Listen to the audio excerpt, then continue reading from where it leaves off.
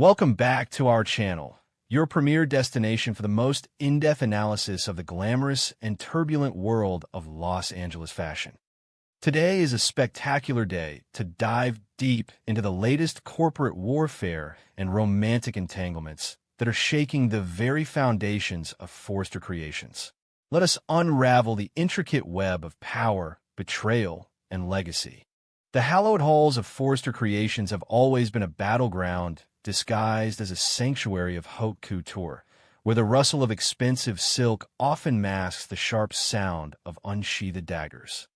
For decades, the towering glass walls of this fashion empire have absorbed the tears, the triumphs, and the unending betrayals of two prominent families destined to be locked in a perpetual struggle for dominance.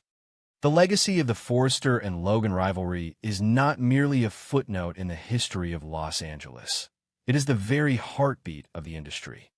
Now, a new chapter is being written in blood and ambition, as the fragile piece that once barely held the company together has been entirely obliterated by a single, earth-shattering executive decision. The atmosphere within the executive suites has grown so thick with animosity that one could practically cut it with a pair of fabric shears, setting the stage for a corporate civil war of unprecedented magnitude. At the epicenter of this impending catastrophe stands Steffy Forrester Finnegan, a woman who has allowed her executive power to morph into unbridled tyranny. In recent weeks, Steffy has operated with a level of hubris that would make her formidable grandmother, Stephanie Forrester, both proud and terrified. By callously pausing the hope for the future line to prioritize Eric Forster's couture, Steffy did not just make a financial calculation.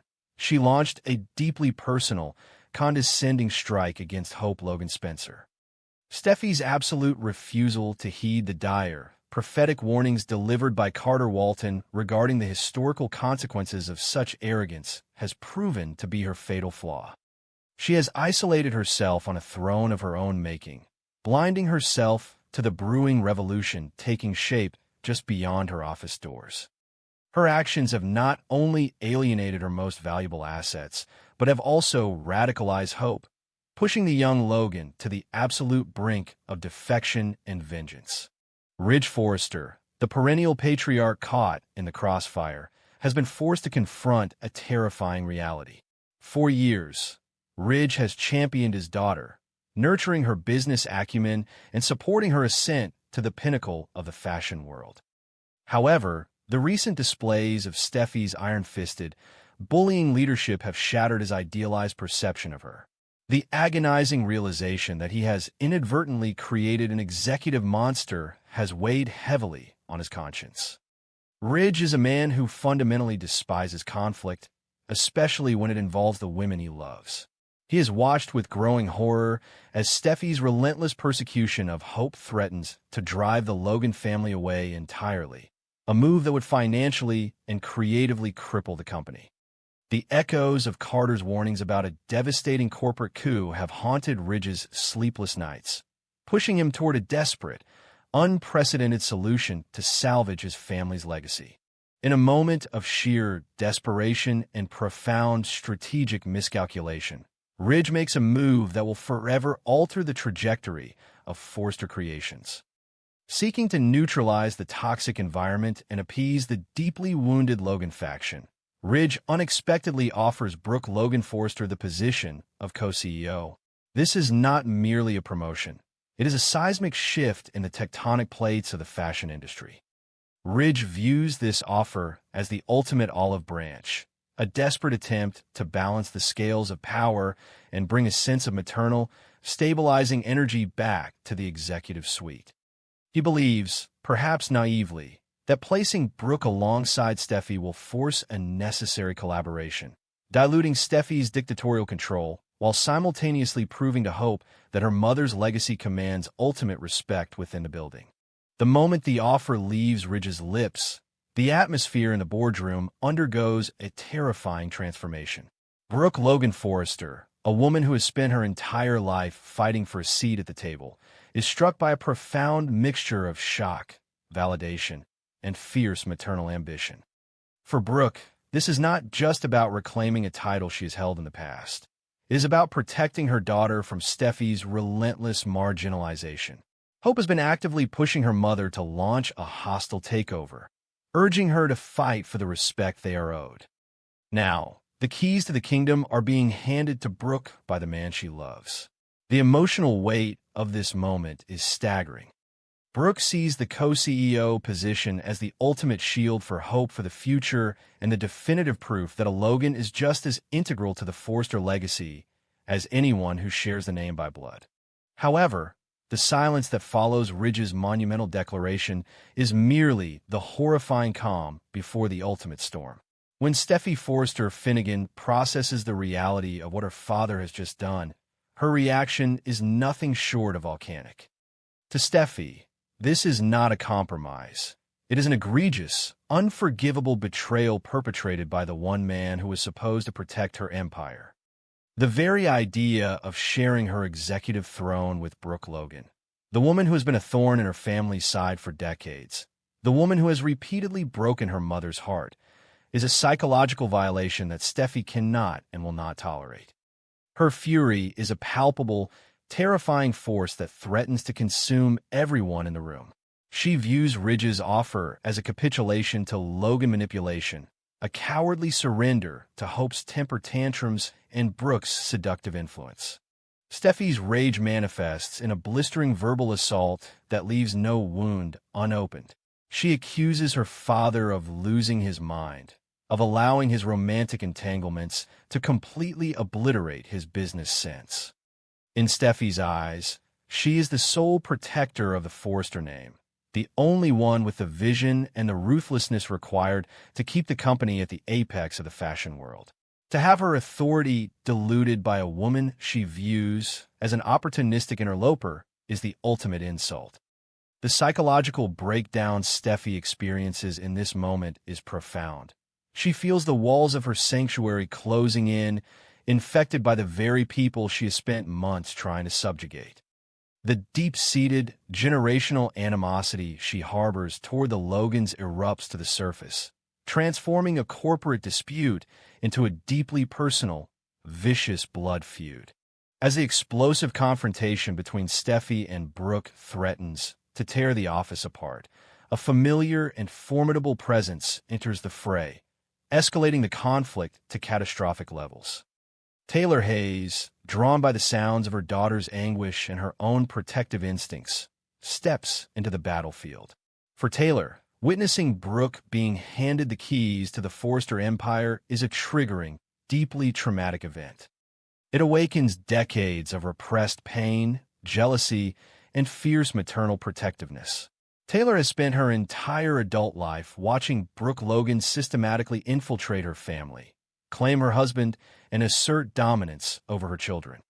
To see Ridge once again elevating Brooke to a position of supreme power over Steffy is a reality Taylor simply cannot accept without a vicious fight. Taylor immediately aligns herself with her daughter, forming an impenetrable wall of Forrester resilience against the Logan encroachment. She launches a scathing, psychological attack on Brooke, accusing her of executing a masterclass in emotional manipulation. Taylor firmly believes, and loudly declares, that Brooke has weaponized Ridge's desire for peace, twisting his vulnerabilities to orchestrate a corporate coup disguised as a compromise. In Taylor's mind, Brooke is not a savior stepping in to stabilize the company. She is a parasite who has finally found a way to consume the host from the inside out. Taylor's accusations are sharp, deeply personal, and designed to strike at the very core of Ridge's insecurities. She demands that Ridge open his eyes to the reality of Brooke's ambition, painting the co-CEO offer as the ultimate proof of Brooke's insidious control over his mind and his legacy. The revival of the classic Brooke versus Taylor war adds a layer of tragic inevitability to the unfolding disaster. This is no longer just a dispute over office space or fashion lines. It is the resurrection of the most defining rivalry in the history of Los Angeles. The two matriarchs, seasoned veterans of countless emotional wars, are now fighting proxy battles through their daughters and their corporate titles. Taylor's involvement validates Steffy's outrage, providing her with the psychological reinforcement she needs to dig her heels in and refuse any form of compromise.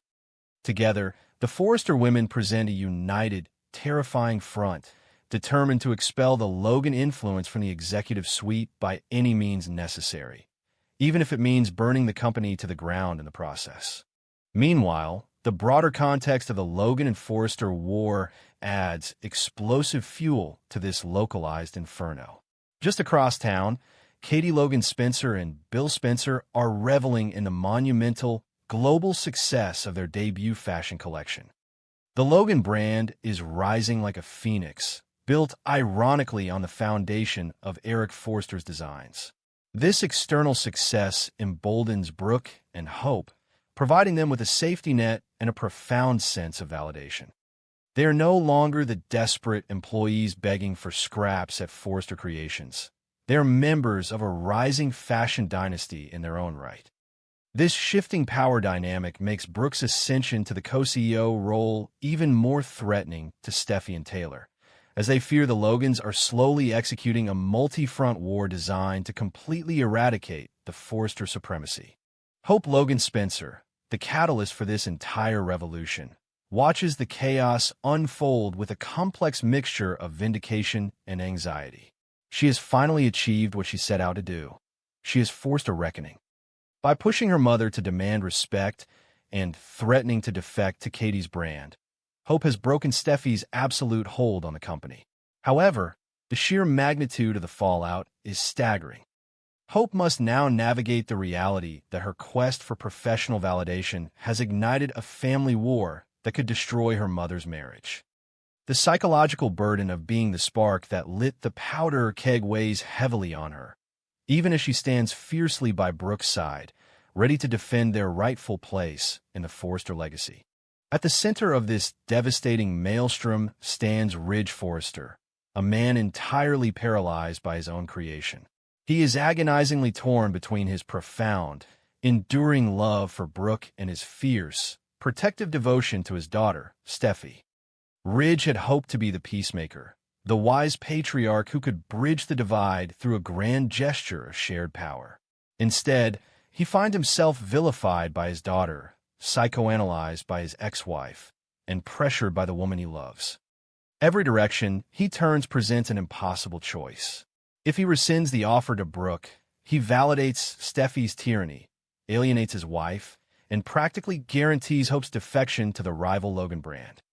If he stands by his decision and forces Brooke into the co-CEO chair, he risks permanently destroying his relationship with Steffy and driving Taylor to extreme measures of retaliation. The psychological toll on Ridge is immense, a crushing weight that threatens to break his spirit entirely. He is haunted by the ghosts of his past, by the countless times his inability to choose decisively between the Logans and the Forresters has led to heartbreak and ruin. He can almost feel the judgmental gaze of his late mother, Stephanie Forrester, bearing down upon him, condemning his weakness and his failure to protect the family empire from the woman she so famously despised. Ridge is trapped in a tragic, inescapable cycle of his own design. A man who possesses all the power in the world, yet finds himself entirely powerless to stop the people he loves from destroying one another. The boardroom has become a prison of his own making, a gilded cage where every word spoken is a weapon and every glance is a declaration of war. As the dust refuses to settle and the battle lines are permanently drawn in the marble floors of Forrester Creations, it becomes chillingly clear that there is no turning back. The unexpected offer of the co-CEO position was not a remedy. It was the match dropped into a powder keg of generational resentment, unbridled ambition, and deeply scarred egos. The war between the Logans and the Forresters has exploded with a ferocity that eclipses all previous conflicts, threatening to consume the company, the families, and the intricate web of relationships that bind them. In this ruthless game of corporate and emotional dominance, there can be no true victors, only survivors left to reign over the ashes of an empire built on beauty but destroyed by pride. The coming days will test the limits of loyalty, the boundaries of love, and the very soul of Forrester Creations, As the